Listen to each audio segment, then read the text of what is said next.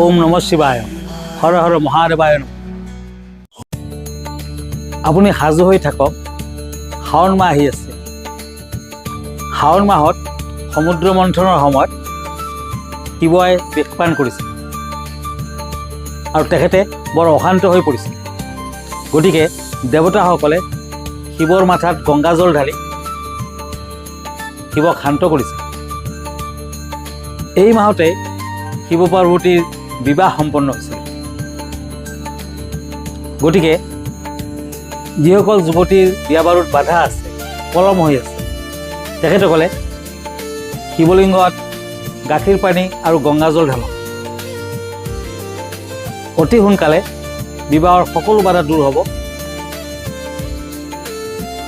আৰু সোনকালে বিবাহ সম্পন্ন হ'ব। ধন্যবাদ, নমস্কাৰ।